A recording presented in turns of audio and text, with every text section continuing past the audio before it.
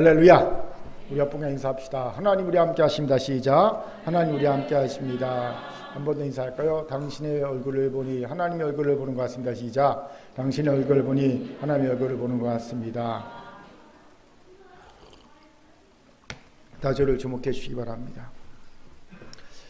일본의 소설가 구로이 센지가 쓴 너무 많이 아는 사람이라는 수필이 있습니다. 구로이는 젊은 시절 어느 신문사에 서평위원으로 일한 적이 있어요. 어느 날 유명한 A 작가가 젊은 문해평론가이자 박학 다식하기로 소문난 대학 교수에게 질문 하나를 던졌습니다. 그러자 외국어도 뛰어난 대학 교수가 여느 때처럼 그건 이러이러하다고 바로 대답해 주었어요. 이런 문답이 몇 차례 오고 간 후에 A 작가는 반쯤 농담처럼 이렇게 말했다고 합니다. 난 이제 자네에게 아무것도 묻지 않겠네. 뭘 물어도 척척 대답하니 재미가 없어. 여러분, 왜 이 작가가 이런 말을 했을까요? 무엇인지 척척 대답하는 대학 교수에게 지적 열등감을 느꼈기 때문일까요? 아닙니다.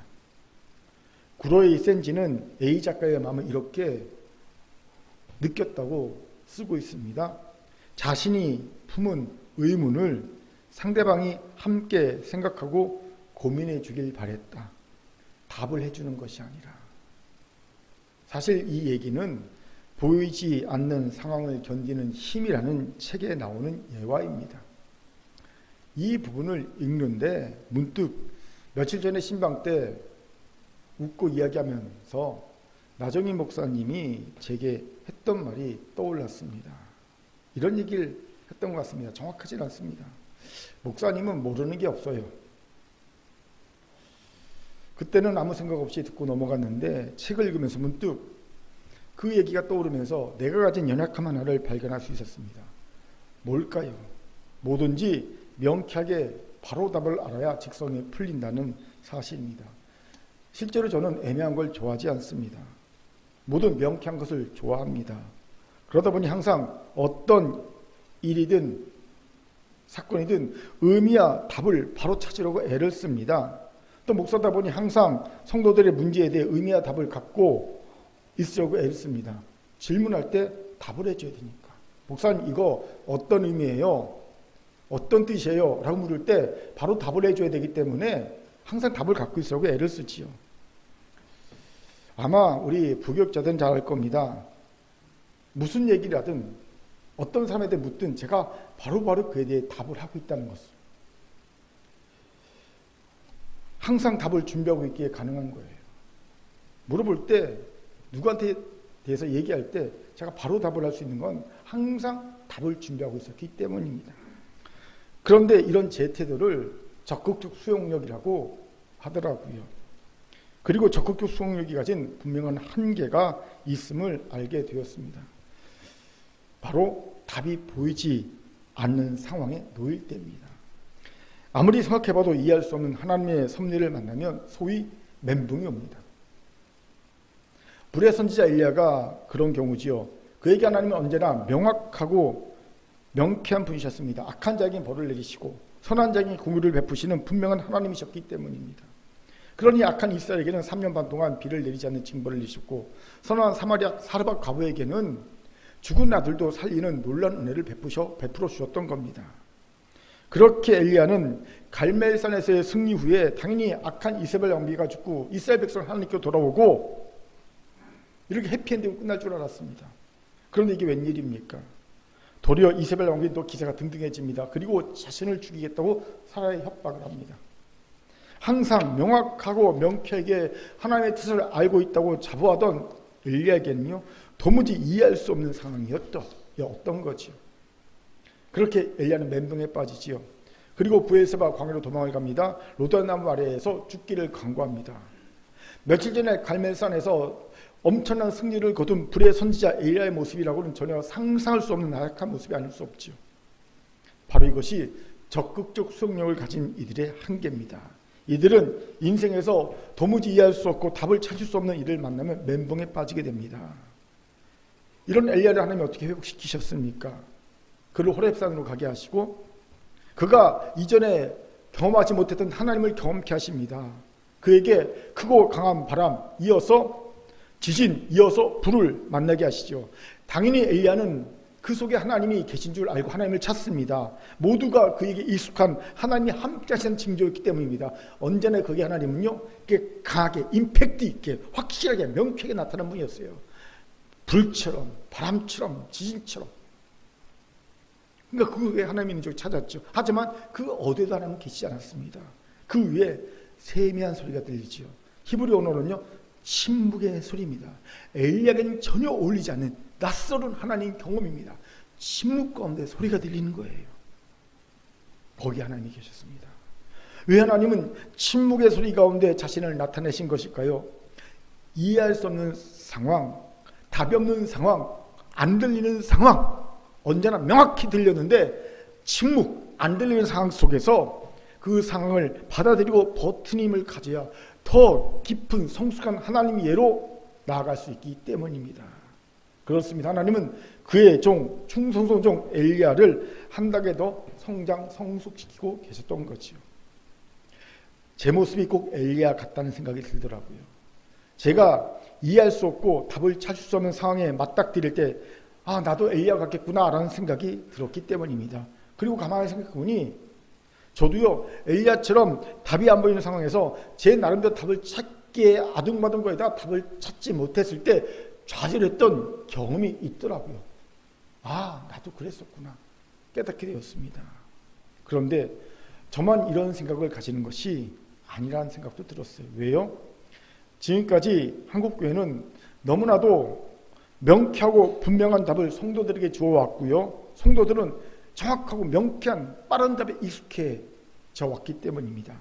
순종하면 복이요, 불순종하면 저주라는 답이지요. 하지만 우리가 살아가는 세상에는 명쾌한 답처럼 되는 일만 존재하는 것이 아니지요. 심지어는요, 기존의 도식으로는 도무지 이해할 수도 없고 답을 찾을 수도 없는 일들이 비일비재하게 벌어집니다. 우리 교회도 오셨던 파키스탄의 임덕한 선교사님 아실 겁니다. 수개월째 김정아 사모님이 병명도 알 수 없는 질병에 걸려서 의식불명 상태지요. 얼마 전에 눈은 떴는데 의식이 돌아온 게 아니에요. 눈은 떠졌지만 그냥 자동적으로 그냥 떠졌지만 무의식으로 떠졌지만 의식이 없어요. 병원에 가도요, 대학병원에 가도 몰라요. 병명을 알아야지 뭔가 치유하는데 그냥 의식 없는 상태예요. 그러니 모든 파키스탄 선교 사역은 잠정 중단됐고요. 돌봐야 될 사람이 필요하지 않겠습니까? 다 옆에서. 남편 임덕관 선교사님이 계속 아내 간호를 하고 있는 형편입니다. 여러분 이해가 됩니까? 왜 파키스탄까지 가서 맨날 폭탄 테러 나는 그곳에 가서 목숨을 걸고 주께 충성한 주의 종의 가정에 정말 남편보다 더 헌신한 그 김정아 선교사에게 왜 이런 일이 벌어집니까? 고칠 수 있는 병이 아니에요. 병명도 없잖아요. 이해할 수 없습니다. 답을 찾을 수 없습니다. 그저 주의 설하신 뜻이 있으시겠지라고 막연한 답만 할 뿐입니다. 한 예지만 우리의 삶에는 이런 일들이 얼마든지 일어날 수 있습니다. 이때 적극적인 수용력만 가진 이는 이 상황을 버티는 힘이 없습니다. 답이 안 나오니까. 그런데 안타깝게도 앞으로 우리에게 닥칠 미래는요, 우리가 이해할 수 있는 범위를 넘어선 일들이 더 자주, 더 많이 일어나게 될 가능성이 짙습니다. 경제적으로도 그렇고 남북 관계적으로도 그렇고 외교적으로 그렇고 쉽게 답을 찾아낼 수 있는 상황들이 별로 없어 보입니다. 경제로만 보더라도 내년을 전망하는 경제학자들 이야기가 다 다릅니다. 제가 보니 다 달라요. 조금씩 다 달라요. 왜 이럴까요? 이런 경우가 처음이기 때문입니다. 그렇게 답이 보이지 않는 상황을 대비해야 합니다. 여러분도 교회도. 어떻게 해요? 바로 적극적인 수용력만이 아닌 소극적인 수용력을 갖추는 겁니다. 소극적 수용력을 하기기 호세이는 그의 책 앞에 설명한 보이지 않는 상황을 견디는 힘에서 이렇게 설명하고 있어요. 소극적 수용력이 뭐냐면요, 이해되지 않는 것에 대해 성급히 결론을 내지 않고 신기하고 놀라운 감정에 조금씩 익숙해지면서 불확실한 상황을 견디는 힘, 이게 바로 소극적 수용력이라는 겁니다. 사랑하는 군계 성도 여러분, 정답을 바로 알고자 하는 욕구를 이제 내려놓읍시다. 그리고 소극적 수용력을 갖춥시다. 이것이 더 복잡해지고 불확실성이 더 증가하는 답 없는 세상을 버텨내며 더 깊은 하나님 이해로 나아가게 하는 힘이 될 줄 믿습니다. 아멘. 저를 따라합시다. 소극적 수용력을 갖춥시다. 시작. 소극적 수용력을 갖춥시다. 이런 우리에게 오늘 본문이 귀한 통찰을 주죠. 왜입니까?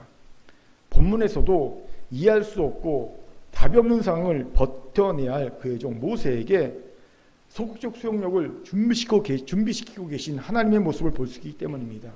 같이 본문을 봅시다. 하나님은 미디안의 촌부가 되어 살아가던 80세의 모세를 출애굽의 사명을 감당할 종으로 부르셨습니다. 모세에게는 황당한 일이 아닐 수 없지요. 그는 모든 것이 완벽하게 갖추어졌던 40세의 애굽 왕자 신분에서도 이 사명에 실패한 적이 있었기 때문입니다. 이런 질문이 들지 않겠습니까? 그때는 안 도와주시더니 이제 와서야 왜? 다 준비된 40세 때 그때는 실패하게 만드시더니 이제 와서 왜? 80세에? 왜? 이런 질문이 들만합니다. 또 지금 모세가 처한 상황은 이런 부르심 말도 안 되는 상황이기 때문이지요. 생각해 보세요. 이제 힘 다 빠진 80세 노인입니다. 그것도 장인 집에서 장인의 양이나 치며 사는 목동입니다. 그런 모세가 무슨 힘으로 애굽에서 이스라엘 백성을 탈출시킬 수 있겠습니까?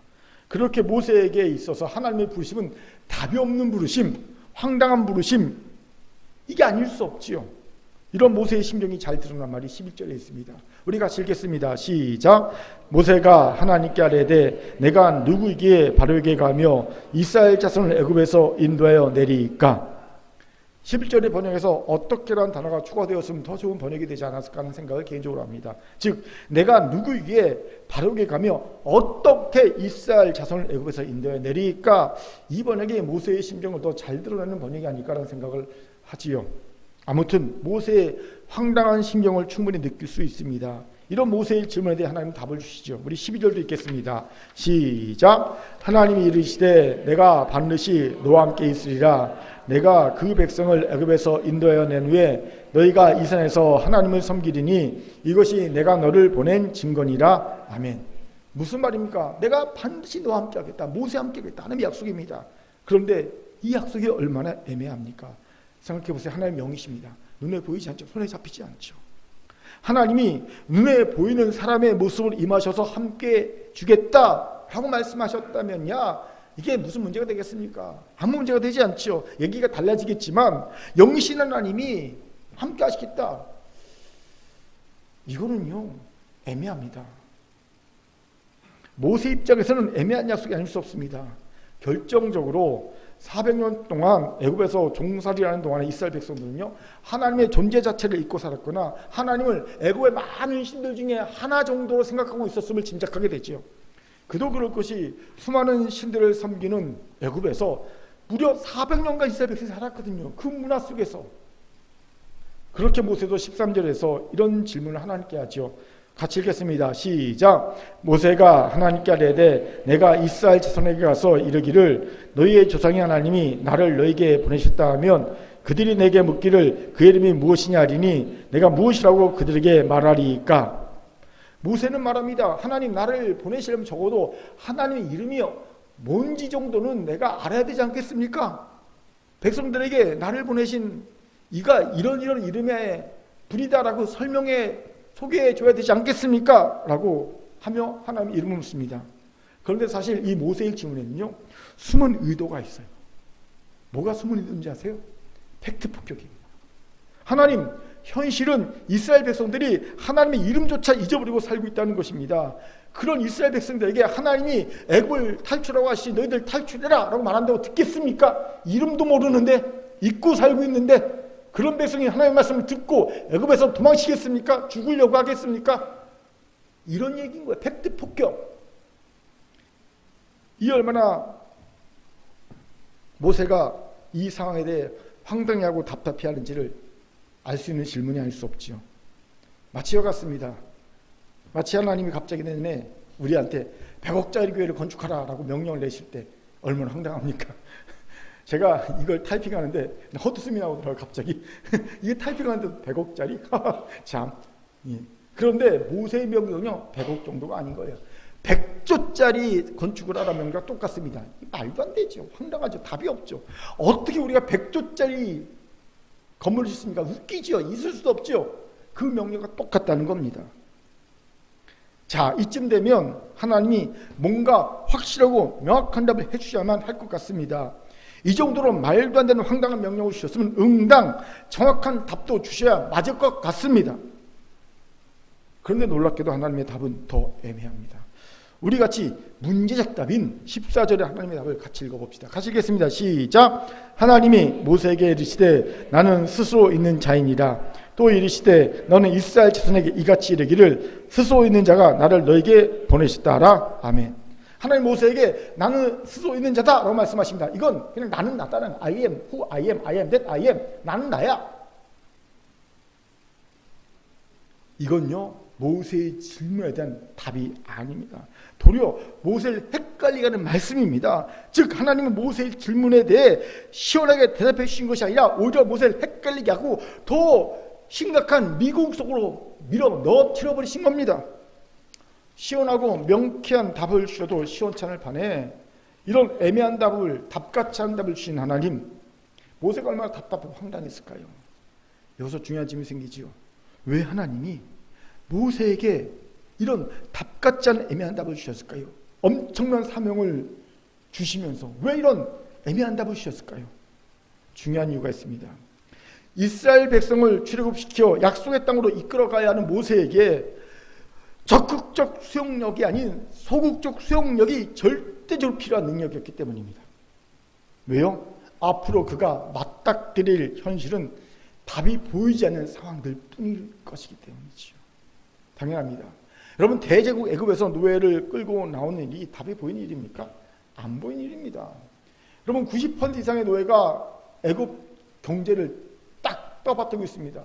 노예가 다 빠져나오면 애굽은 무너집니다. 실제로 출애굽 이후에 애굽 왕조가 바뀌잖아요. 사회가 망합니다. 나라가 망합니다. 그걸 바로가 보겠냐는 거예요. 가만히. 이건 절대 불가능한 일이면 답이 안 보입니다. 또 그들을 이끌고 광야길을 가는 것이 답이 보이는 일이겠냐는 거죠. 아닙니다. 얼마 전 전교인 야외를 갔어요. 저는 40명 정도 간 것 같다고 생각했는데 조준 사람이 60명 이상 갔다고 그러더라고요. 66명 갔다고 그러더라고요. 그걸 준비하느라 우리 조준사님하고 청년부가 아주 진땀을 뺐어요. 진을 다 뺐지요. 이에 비해 이스라엘 백성들은 보행자, 스스로 걷는 자만 60만 명이 넘습니다. 잡초까지 다 합치면 최대 200만 명까지 예상할 수 있어요. 그런 이들을 이끌고 한나절도 아니고 40년을 공원도 아닌 광야를 헤매야 합니다. 답이 보이지 않는 상황들이 이건 투성일 겁니다. 아니 모든 게 다 답이 안 보이는 상황일 겁니다. 어디서 먹고 자고 입을 겁니까? 물은 어디서 구할 겁니까? 광야의 햇빛은 어떻게 맞겠습니까? 광야의 그 추위는 어떻게 견디겠습니까? 광야의 들짐승업도 어떻게 지키겠습니까? 여러분 말이 됩니까? 얼마나 답이 보이지 않는 상황인지 짐작하시겠어요? 60명도 아니라 최소 60만에서 최소 200만이 광야길을 몇십 년을 걸어야 되는데 이게 답이 보이는 상황이겠냐는 거예요. 그러니 소극적 수용력이 없다면 그 사명 감당할 수 없습니다. 이걸 아신 하나님은 그의 종 모세에게 소극적 수용력을 준비시키길 원했던 겁니다. 답같이 애매한 답을 주시면서 다시 질문이 생기지요. 그럼 도대체 소극적 수용력을 통해 하나님은 모세가 어떤 능력을 갖추길 원하셨을까요? 같이 알아봅시다. 먼저 하나님은 소극적 수용력을 통해 모세가 견디는 힘을 갖기를 원하셨음을 봅니다. 그렇습니다. 소극적 수용력에는요 탁월한 견디는 능력이 있습니다. 소개한 책 답이 보이지 않는 상황을 견디는 힘에서 소극적 수용력에 대한 이런 설명이 있어요. 소개합니다. 소극적 수용력은 어설프게 이해하는 것이 아니라 의문을 하나의 의문으로서 흥미롭게 바라보면서 어느 쪽으로도 기울지 않고 허공에 떠있는 상태를 견뎌내게 하는 힘이다. 그 앞에는 틀림없이 더욱 심오한 이해가 기다리고 있으리라 확신하며 끝까지 견디도록 힘을 내는 것이다. 이게 소극적 수용력이라는 거예요. 여러분, 우리가 왜 견뎌내지 못하는지 아십니까? 어설프게 이해하고 조급하게 답을 내리기 때문입니다. 제가 철야 때도 얘기했지만 우리나라 월드컵 경기 때 이런 일이 있었어요. 당연히 우리나라 월드컵 첫 경기 본방사수했죠. 예. 우리나라 우루과이 경기를 딱 보고 난 다음에 한 12시쯤 됐잖아요. 같은 조, 또 포르투갈 가나 경기가 있잖아요. 이걸 볼까 말까 고민했어요. 왜냐하면 새벽 기도가 있기 때문에. 그래도 이건 의미 있는 경기잖아요. 같은 조의 경기니까. 좀 피곤하더라도 피곤을 무릅쓰고 봐야 되겠다고요. 또 포르투갈에서 내가 유심히 보는 또 호날두가 나오잖아요. 마지막 포르투갈 참여하니까 딱 봤어요. 한 3시쯤 끝날 예상하고 딱 봤어요. 피곤하지만 봤어요. 전반전 보신 분 알겠지만 0대0 무승부 기록하는 거예요. 지루하더라고요. 우리나라 경기는 0대0도 지루하지 않았는데 남의 경기는 지루하더라고요. 그래도 참고 전반전 끝나고 난 다음에 참고 다시 후반전을 봤어요. 한 10분 정도 보니까요. 계속 골이 안 나는 거예요. 지루해요. 그때 제가 경기 내용을 보니 골이 나올 것 같잖아요. 아주 팽팽합니다. 그래서 이 경기도 무승부다. 0대0이다. 그렇게 생각하고 TV를 끄고 잤습니다. 그리고 아침에 일어나서 경기 결과를 딱 보니까 이게 웬 골입니까? 3대2. 축구에서 제일 재밌다는 펠레 스코어가 난 거예요. 그때 10분만 더 참을걸. 10분만 더 참았으면 재밌는 골이 나는 그 순간을 시청할 수 있었을 텐데 그걸 못 참고 TV를 끄고 자버렸네. 안타까워했던 경험이 있습니다. 왜 이런 일이 벌어졌을까요? 제 어설픈 이해와 조급함이 이 경기는 0대0 무승부야 라고 성급한 답을 내려버렸기 때문이죠. 그런데 소극 수용력을 가지면 달라집니다. 절대 어설픈 답을 조급하게 내리지 않습니다. 모르는 사람이 보면 답답해 보일 수 있어요. 마치 공중에 붕 떠있는 것 같은 애매한 상황이니까 이 상황을 견디니까 너는 그렇게 애매한 상황 어떻게 견디냐 참 답답하다 느낄 수 있습니다. 하지만 견딥니다. 어떻게 해요? 지금은 잘 모르지만 분명 하나님이 놀라운 섭리를 갖고 있을 거야. 하나님께서 분명한 답을 내리실 거야 라는 믿음이 있기 때문이지요. 이러니 모세에게 얼마나 필요한 능력이겠습니까? 절대적으로 필요한 능력이 아닐 수 없지요. 그런데 이건 모세만이 아닌 우리도 소극적 수용력을 통해 얻어야 될 능력입니다. 견디는 힘. 제가 안타깝게 여기는 분이 여기에 있습니다. 저를 봐도 그렇고 성도들을 봐도 그렇고 애매한 상을 못 견디더라고요. 애매한 상에 처하면 너무 쉽게 조급하게 답을 내려버립니다. 한 예로 나를 대하는 직장 상사의 태도가 뭔지 모르게 이상합니다. 나를 업무에서 제외시킨 것만도 같고 나를 불편하게 대하는 것 같고 나를 대하면서 불편해하는 것 같기도 하고 내게만 부정적인 태도를 보이는 것만 같습니다. 불만을 딱 정확하게 지적해서 말하면 내가 시정이라고 할 텐데 불만을 얘기하지도 않습니다. 그리고 이런 상황이 몇 달이 쭉 지속됩니다. 이때 대부분의 사람들은요 사표 쓸 각오를 합니다. 자존심 때문에도 그렇고요.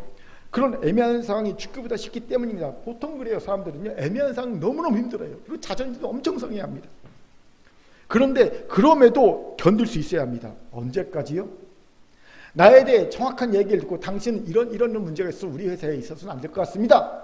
정확한 이야기를 듣고 회사를 그만두라는 얘기를 들을 때까지는 견뎌야 합니다. 왜 꼭 그래야 합니까? 자존심 상하게 그 전에 딱 듣기 전에 나와야지요? 아니요. 그래야 나에 대한 객관적 평가가 가능해지고요.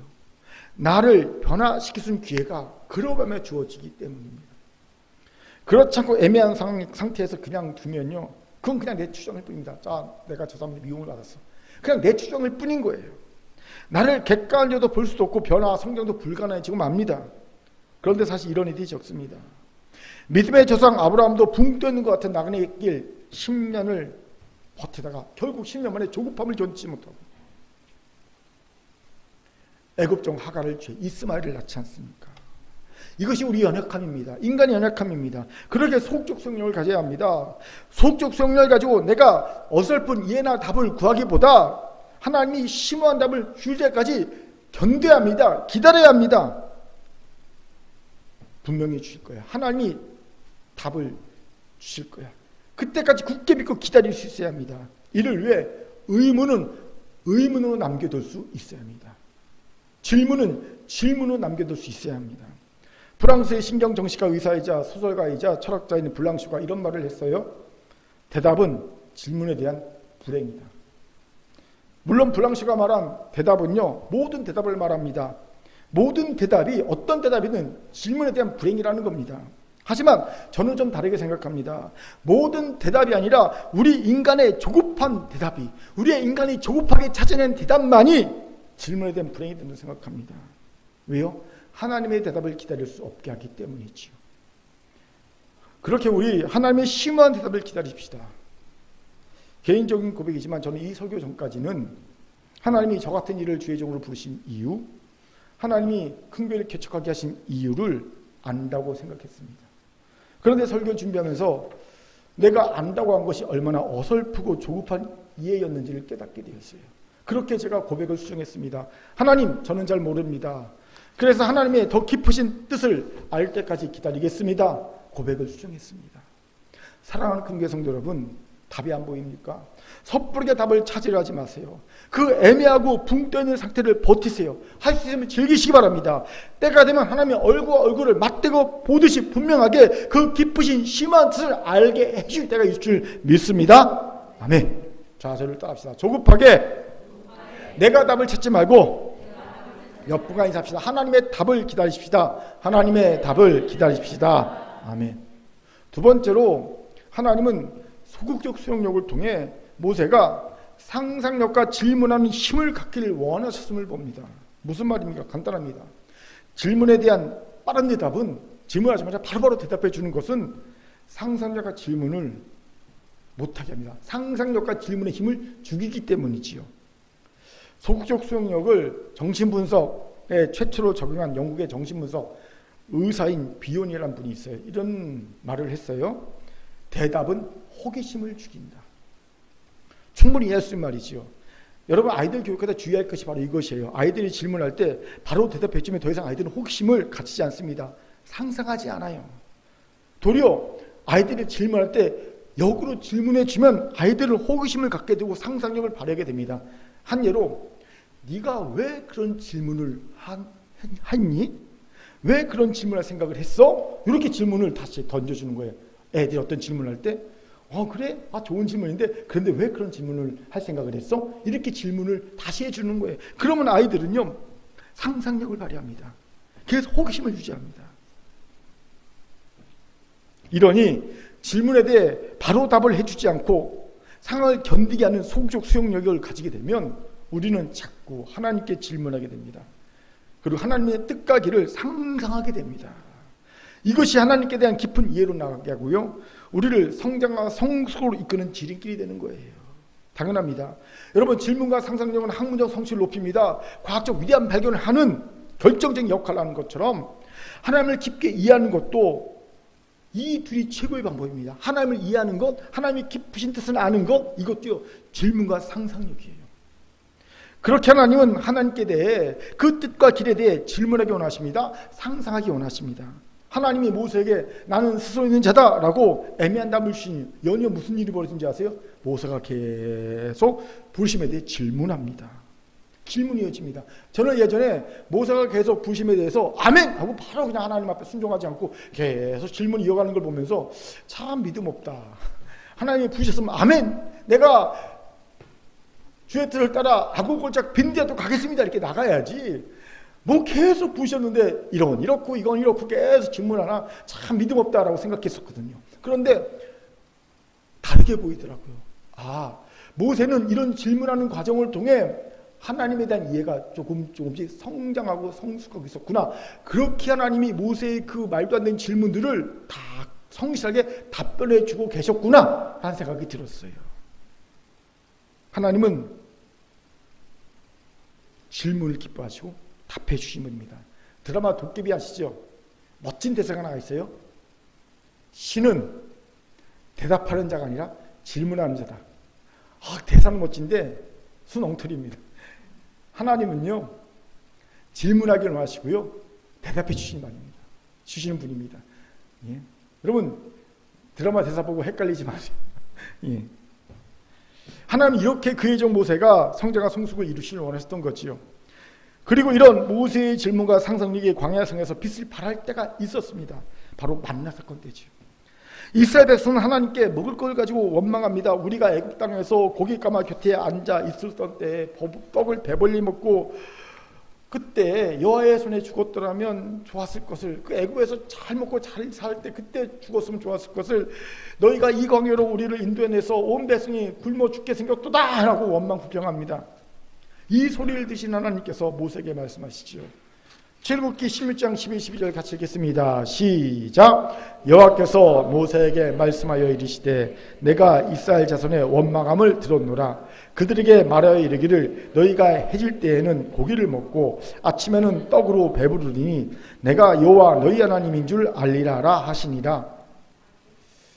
이 얼마나 현실성 제로의 말씀입니까? 여러분 광야에서 어떻게 60만 명이 넘는 백성들에게 저녁마다 배부르게 고기를 먹일 수 있겠습니까?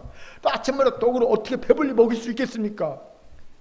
모세 입장에서는 하나님의 말씀이지만 너무 현실성 없는 말씀이 아닐 수 없어요. 좋습니다. 현실성 없는 말씀 하시려면 좀 더 구체성이라도 뭔가 그럴듯한 각본이라도 만들어야 되지 않겠습니까? 예, 시나리오도 써와서라도 줘야 되지 않겠습니까? 예를 들어 내가 저녁마다 동풍 불어서 메추라기 떼를 진에 가득 덮게 할 테니 그때 메추라기 잡아서 고기 실컷 먹어.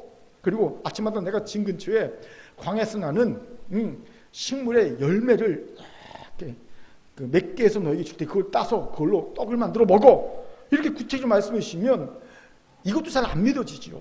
너무 많은 숫자니까. 그래도 그런 방법이 있겠구나 하는 생각을 할 수 있겠지요. 그런데 본문이나 같은 사건을 말하고 있는 민수기 11장을 보면요, 구체적이지 않습니다. 그냥 내가 너희에게 떡과 고기를 배불리 먹여줄게. 끝 이거예요. 다. 어떻게 하우가 없어요. 그냥 내가 너에게 떡과 고기를 먹여줄게. 배불리. 왜 하나님이 이러셨는지 아십니까? 질문하라고, 상상하라고. 실제로 민수기 11장을 보면 모세는 이런 질문합니다. 하나님, 보행자만 60만 명이 넘는데 우리가 출애굽할 때 데리고 나온 가축들을 다 잡아서 매일 고기를 먹인다 하더라도 어떻게 60몇 명을 배불리 먹일 수 있겠습니까? 불가능합니다. 하나님께 질문합니다. 더하여 모세는 상상을 합니다. 무슨 말씀입니까? 놀랍게도 하나님 말씀은 그 전에 동풍이 불어서 메추라기다가 진에 가득 찼어요. 그리고 이스라엘 백성이 메추라기를 다 잡았어요. 진짜 고기를 배불리 먹었어요. 그런데 문제는 아침을 배불리 먹게 하시겠다는 거였어요. 아침이 일어나니까요, 이슬이 싹 마르면서 갑자기 온 광야들의 진 곁에 작고 둥글고 서리 같은 들 열매들이 맺혀 있는 거예요. 들 열매들이. 이걸 보고 이스라엘 백성 정체를 모르니까 다들 한 목소리 이렇게 말합니다. 이것이 무엇인고? 여기서 나온 말이 만나란 말이에요. 원래 이것이 무엇인고는 히브리어가 만후거든요. 예. 이 만후에서 만나란 말이 나온 겁니다. 만나, 이것이 무엇인고? 이스라엘 백성이 아무도 이 정체를 몰라요. 이게 도대체 뭐지? 뭐지 이게? 처음 보는 거네. 그때 모세와 이스라엘 백성이 이렇게 말합니다. 15절 하반부를 제가 읽겠습니다. 모세가 그들에게 이르되 이는 여호와께서 너에게 주어 먹게 하신 양식이라. 모세의 상상력의 빛을 발하는 순간입니다. 아무도 몰랐어요. 깨닫지 못했습니다. 저녁에 메추라기고기를 먹어도 깨닫지 못했습니다. 하지만 모세는요, 상상했습니다. 야, 이게 바로 하나님이 아침마다 떡을 배불리 먹게 된 그거구나. 그는 말합니다. 이게 바로 하나님이 주신 일용할 양식이다. 광야의 떡이다. 소극적 수용력을 통해 갖게 된 상상력이 빛을 발하는 순간이죠. 이것에 주목합시다. 답이 보이지 않는 상황입니까? 하나님이 애매하게 말씀해 주셨습니까? 그렇다면 우리가 할 일이 두 가지가 있어요. 하나는 질문하는 것이고 다른 하나는 상상하는 겁니다. 제가 그렇습니다.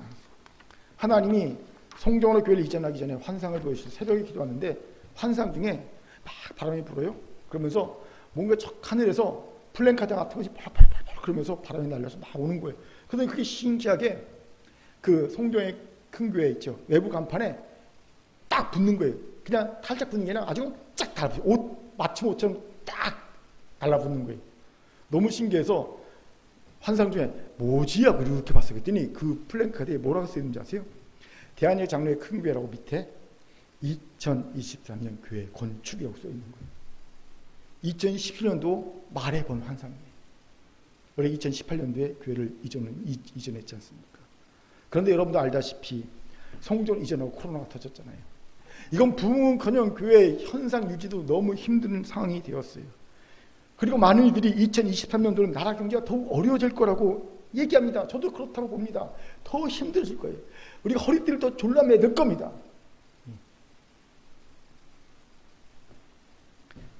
이러니 하나님의 말씀은요, 정말 답이 없는 말씀이 아닐 수 없습니다. 우리가 천상과 전혀 맞지 않는 말씀입니다. 물론 실수 많은 남목사가 욕심으로 본 환상이라고 치부하면 그만입니다. 아, 내가 실수했습니다. 착각했습니다. 잘못 봤습니다. 끝! 그러면 끝날 일이에요. 그런데 오늘 말씀 묵상하면서 그건 아니다 라는 생각이 들었어요. 그럼요, 하나님은 우리에게 질문하기를 원하셨고요, 상상을 원하셨다는 거예요. 이게 질문과 상상하라고 말씀하신 거다. 왜요? 그 질문과 상상을 통해 하나님의 기쁜 뜻을 이해하게 되고 성숙하게 될 것이기 때문입니다. 또 우리가 미처 생각하지 못했던 높은 하나님의 길, 뜻을 깨닫게 되고 그 뜻을 걸어갈 수 있게 될 수 있기 때문이라는 거죠. 그 길은요, 그 전 사람도 그 후 사람도 아무도 걸어보지 못한 홍해길 걸었던 그 홍해길 같을 겁니다. 그렇게 저는 이제 질문할 겁니다. 하나님, 왜 이런 상황에서 이런 환상과 말씀을 주셨나요? 질문할 겁니다. 또한 상상할 겁니다. 기분 좋게 상상할 겁니다. 갑자기 내년에 우리 교회에 갑자기 큰 부흥이 일어나는 거예요. 막 사람들이 막 여러분이 전도하자면 막 몰려오는 거예요. 막 100명, 200명, 300명, 500명 막 몰려오는 거예요. 그래서 갑자기 부흥해서 교회를 넉넉히 건축하는 모습을 기분 좋게 상상할 겁니다. 또 이런 상상도 할 겁니다. 성도들이 갑자기 막 부자가 되는 거예요. 막 사업한 분이 막 부자가 되고 뭐 일한 분이 막 일이 잘 돼서 갑자기 우리만 막 다 부자가 되는 거예요. 그래서 여러분 막 11조 내는 곳으로 넉넉히 교회를 건축하는 즐거운 상상을 할 겁니다. 또 생각지 못한 도움이나 사건, 우리가 짓지 않은 성전을 우리가 얻는 기분 좋은 상상도 할 겁니다. 상상할 겁니다. 제가 왜 이런 말씀을 드리는가 이유가 있어요. 여러분도 답이 안 보이는 상황입니까? 그럼 저처럼 하나님께 질문하세요. 하나님의 뜻을 상상하세요. 기분 좋게 최고의 길을 상상하세요. 하나님은요, 분명 만나 매초로 이스라엘 백성을 구원하셨듯이 하나님의 방법과 길로 여러분 인도하실 것이고요, 구원하실 겁니다. 여러분을 더욱 기쁜 하나님의 이해와 성장과 성숙으로 이끌어 주실 줄 믿습니다. 아멘. 자, 저를 따라합시다. 질문하고 상상합시다. 시작. 질문하고 상상합시다. 세 번째로 하나님은요, 속죄 성령을 통해 모세가 연약한 이스라엘 백성을 품고 관리할 수 있기를 원하셨을 겁니다. 무슨 말입니까? 사실 이스라엘 백성을 이끌고 출애굽하고 광야길을 통과해 가나안 길로 가는 것은요, 일 중 최고 난이도의 일입니다. 최고 어려운 일인 거예요. 왜요? 일 자체도 불가능한 일이었지만, 그렇죠, 애굽에서 탈출시키는 것, 60만 명 이상을 데리고 광야길을 통과하는 것, 이건 보통 어려운 일이 아니죠. 일 자체도 최고 난이도 일이지만 이스라엘 백성 자체가 너무 연약하기 때문입니다. 미성숙했기 때문입니다. 그들은 400년 노예 생활하면서 노예 근성이 뼛속까지 침투해 있던 이들이었어요. 하나님이 시내산에서 계약을 맺으시고 그들을 노예에서 왕같은 제사장이요 거룩한 나라요 그의 소유된 백성으로 변화시켜 주시고 신분을 상승시켜 주시고 또 말씀을 주셔서 말씀으로 교육시켜 주셨다 하더라도 그들의 뼛속까지 침투한 노예의 근성은 하루아침에 바뀌는 것이 아니었다는 거죠. 남아있었어요. 마치 우리가 회심하더라도 옛 생활에서 갑자기 성화된 것이 아니듯이 계속 시간을 두고 성화되어 가듯이 이스라엘 백성도 그랬다는 겁니다. 그렇게 그들은 출애굽부터 광야에서까지 끊임없이 하나님과 모세를 의심했고요, 원망하고 불평했습니다. 그리고 심지어 배신을 했습니다. 노예 근성이죠. 이런 이들을 이끌고 가는 모세는 너무나 어려움이 컸었어요. 오죽했으면 온 지면의 모든 사람보다 온유함이 더하다라고 평가받던 모세도요, 하나님께 이렇게 원망과 불평하고 이렇게 얘기합니다. 하나님, 내가 이들을 낳은 부모입니까? 내가 너무 짐이 무거우니까 차라리 저한테 공의를 베풀어 주셔서 저를 죽여주십시오. 이렇게 고백합니다. 민수기 11장 12절과 14, 15절 제가 읽겠습니다. 이 모든 백성을 내가 배웠나이까? 어찌 내가 그들을 낳았나이까? 주께서 내게 양육한 아버지가 젖 먹는 아이를 품듯 그들을 품에 품고 주께서 그들의 열조에게 맹산인 땅으로 가라 하시나이까? 책임이 심히 중하여 나 혼자는 이 모든 백성을 감당할 수 없나이다. 주께서 내게 이같이 행하신데 후업날이 내게 은혜를 베푸사 즉시 나를 죽여 내가 고난당함을 내가 보지 않게 하옵소서. 얼마나 고통스럽고 그 짐이 무거웠으면 이런 간구를 했을까요? 그런데 저는 이런 생각을 합니다. 만약 모세가 소극적 수용력이 없었다면 이 정도도 버티지 못했을 것이다. 생각해 보세요. 우리 은수 많은 아이 두 아이를 아빠가 혼자 하루 종일 본다고 생각해 보세요. 저녁 때쯤 되면 진이 다 빠질 겁니다. 예. 아이고 차라리 내가 밖에 나서 돈을 벌지 그런 마음이 들 겁니다. 힘들지요. 그런데 모세는요, 그런 미성숙한 사람이 적어도 60만 명 이상입니다. 최대 200만 명입니다. 하나같이 미성숙합니다. 왜 근성에 절어 있습니다. 끄떡하면 의심합니다. 원망합니다. 불평합니다. 배신을 합니다. 여러분, 돌을 들어 모세 아론을 죽이려고 했던 적이 한두 번이 아니었어요. 이건요, 인간이 참을 수 있는 한계를 한참 벗어난 사건입니다. 만약 모세가 이미 소극적 성령을 통해 연약한 백성을 품고 관리하는 힘을 갖추지 못했다면요, 그는 3일도 못 버틸 겁니다. 너무너무 화가 나서 혈기를 분출하다 하나님께 맞아 죽거나 아니면 화병에 걸려서 지뢰 짐작으로 죽거나 아니면 암에 걸려 죽거나 뒷목 잡고 뇌출로 쓰러져 죽거나 아마 3일도 못 가서 죽었을 거예요. 그런데 모세는 이미 소극적 수용력을 통해 연약한 백성을 품고 관리할 수 있는 힘을 가진 존재였습니다. 그러니 포기하지 않고 끝까지 이스라엘 백성을 이끌고 강제로 끌고 그냥 고백하게서 끌고 가나안 땅 앞까지 모압 평야까지 와서 그의 후계자 여호수아에게 그 무거운 사명을 인계하는 훌륭한 일을 하지 않습니까? 완벽하게 자기의 생명을 감당하는 것을 보게 됩니다. 질문이 생기지요. 목사님, 소극적 수용력과 연약한 일을 품고 관리하는 힘과 무슨 연관이 있나요? 아주 깊은 연관이 있지요. 우리가 소극적 수용력을 가지게 되면요, 연약한 사람에 대해 바로 판단하지 않습니다. 소극적 수용력은요, 바로 판단하지 않잖아요. 답을 구하지 않잖아요. 그저 가만히 지켜봅니다. 기다립니다. 그 사람에 대해 그 상황에서 도망치지 않습니다. 옆에서 보면서 견뎌냅니다. 그러면 놀랍게도 참 신기하죠. 그냥 도망치지 않고 옆에서 보면서 견뎌냈을 뿐인데도 내가 그 상황을 품게 됩니다. 사람을 품게 됩니다. 관리하는 능력이 생긴다는 거죠. 답이 보이지 않는 상황을 견디는 저자도 그러더라고요. 이 사람이 의사인데 의사들의 고충을 얘기합니다. 불치병 환자를 만나면 적극 수용력 가진 사람은요, 낙담한다는 거예요. 당장 죽을 사람한테 내가 뭐라고 얘기해 주지? 의사가 환자를 도망다니는데 말해주기 미안해서 말해줄 게 없어요. 당장 죽을 환자한테 뭐라고 말해줍니까? 그러니까 의사가 너무 환자가 불편한데 힘들대요. 도망친대요. 정신과 의사도 마찬가지입니다. 답이 없는 환자를 보면요, 만나기 힘들대요. 도망친대요. 그렇대요. 그때마다 자기는 그렇대요. 소극적 수용력을 가지고, 이 사람 정신과 의사가 그냥 소극적 수용력을 생각하면서 자꾸 자신을 다독거린대요. 버틴대요. 환자 곁을 지킨대요. 환자를 보면서 지킨다는 거죠. 자꾸 소극적 수용력으로 마음을 다독이면서. 그러면 놀랍게도 두 가지 약이 환자를 치유한다는 거예요. 시간약과 눈약. 시간약은 뭔지 아세요? 시간이면 어떻게든 된다는 게. 이야, 이게 참 인생의 진리. 여러분, 시간이 흐르면 어떻게든 돼요. 인생은요. 예, 이 또한 지나가리라. 시간이 흐르면요, 죽이든 밥이든 어떻게든 돼요. 예. 눈약은 뭐냐면요, 안약이 아니라 이거예요. 당신이 괴로워하는 모습 내가 두 눈으로 똑똑히 보고 있어요 라는 겁니다. 환자에겐 의사가, 예.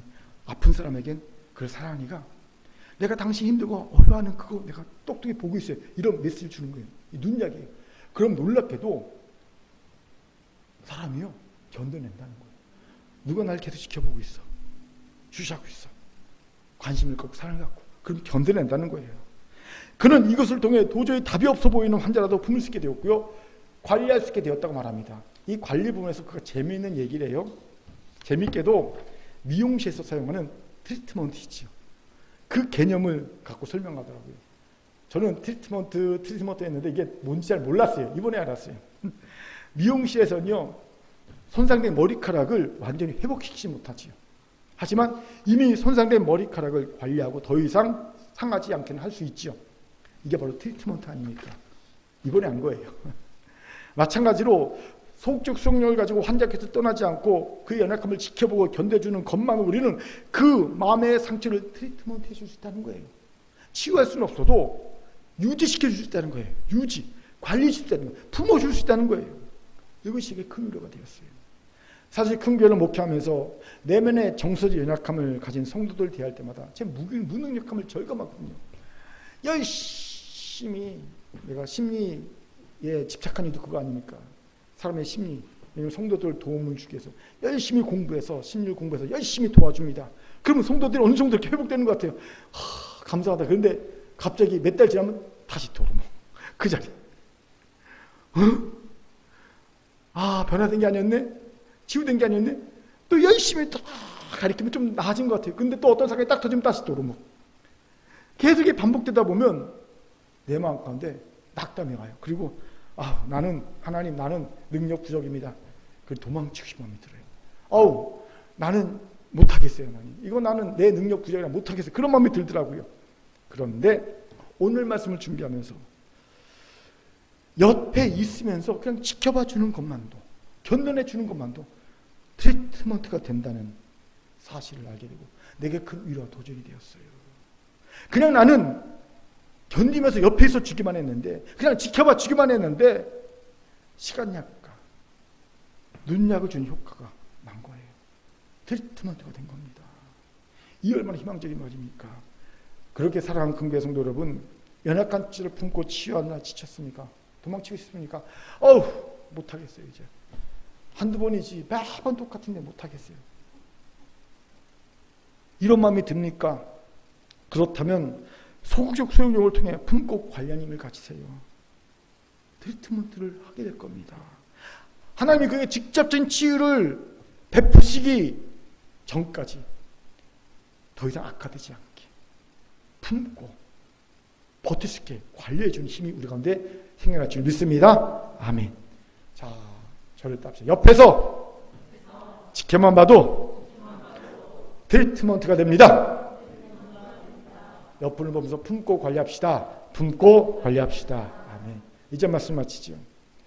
적극적 수용력을 가지고 오랫동안 살아왔던 제게 소극적 수용력이라는 개념은요, 사실은 정서적으로 쉽게 받아들이기 어려운 부분이 있어요. 심적정이 굉장히 컸습니다. 그럼 결국 아무것도 안 하자는 말 아니야? 애매한 상황, 답이 없는 상황, 그냥 버티며 지켜보자는 것 뿐이잖아.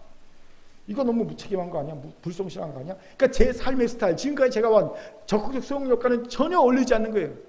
그냥 이게 뭐야? 그냥 무조건 버티고 그냥 가만히 있자는 거 아니야? 이것 말고 더 뭐가 있어? 할게. 이런 마음이 들었던 거지요. 이런 제게 의사 줄리안 레프의 말이 생각을 바꾸겠습니다. 그의 말을 소개하죠. 아무것도 할 수 없을 것만 같은 상황에서도 뭐라도 하고 있으면 어떻게든 된다. 뭐라도 하고 있으면 어떻게든 된다. 아무것도 하지 않더라도 그 상황을 견뎌내기만 하면 어떻게든 된다. 도망치지 않고 그 자리에 남아 끝까지 지켜보는 것이다. 속적 수용력과 빼닮은 정신이다. 그래요. 답이 안 보입니까? 뭐라도 하세요. 어떻게든 됩니다. 뭐라도 할 힘이 없습니까? 정말 최악으로 뭐라도 할 힘도 없습니까? 그렇다면 그냥 견디기만 하세요. 어떻게든 됩니다. 이 말을 가만히 생각해보니 진짜 그렇더라고요. 개척교회 15년 동안 저와 큰교회가 한 일은 뭐라도 한 거였어요. 우리 코로나 3년 동안 뭐라도 했잖아요. 뭐라도 했잖아요. 그리고 뭐라도 할 힘이 없을 때도 있어요. 그때는 그냥 지켜봤어요. 버텼어요. 그렇게 15년을 쭉 지나갔어요. 뭐라도 할 힘이 있을 때는요, 뭐라도 했고요. 뭐라도 할 힘이 없을 때 그냥 버텼어요. 지켰어요. 가만히 견뎠어요. 그랬더니 주가 주신 생명력과 주가 주신 비전이 여전히 살아 움직이는 큰 교회로 남아있더라는 겁니다. 할렐루야. 그렇게 살아가는 큰교회 성도 여러분, 답이 보이지 않는 상황입니까? 하나님의 뜻이 애매합니까? 그렇다면 여러분 빨리 억지로 내가 답을 찾으러 가지 마시고 아직 일러요. 소극적 수용력을 키우시기 바랍니다. 소극적 수용력을 통해 하나님이 원하시는 그 답을 기다리세요. 반드시 하나님 답을 줄 겁니다. 그리고 그 과정에서 힘이 생길 겁니다. 힘을 가지세요. 어떤 힘입니까? 첫째, 견뎌내는 힘입니다. 조급하게 내 생각으로 답을 찾지 말고 하나님의 답을 기다리세요. 심오한 답을 기다리세요. 하나님이 하나님의 심오한 답, 길을 우리에게 줄 겁니다. 홍해길일 겁니다. 두 번째는 질문하세요. 상상하세요. 답을 빨리 얻으려 하지 말고 하나님께 질문하고 하나님의 뜻과 길을 상상하세요. 가장 좋은 것을 상상하세요. 가장 위대한 것을 상상하세요. 오늘부터 애매한 상황에서 여러분 답이 보이지 않는 상황에서 가장 좋은 것을 상상하는 여러분 되길 바랍니다. 자꾸 질문하고 상상하세요. 역사하십니다. 세 번째, 포기도 하지 마시고 도망도 하지 마시고 옆에서 지켜만 보세요. 뭐라도 할 수 있으면 뭐라도 하세요. 뭐라도 할 힘이 없으면요 그냥 옆에 있어 보기만 하세요. 그래도 품게 될 겁니다. 관리하게 될 겁니다. 트리트먼트 하게 될 줄을 믿습니다. 하나님의 말씀이었습니다. 아멘. 기도합니다.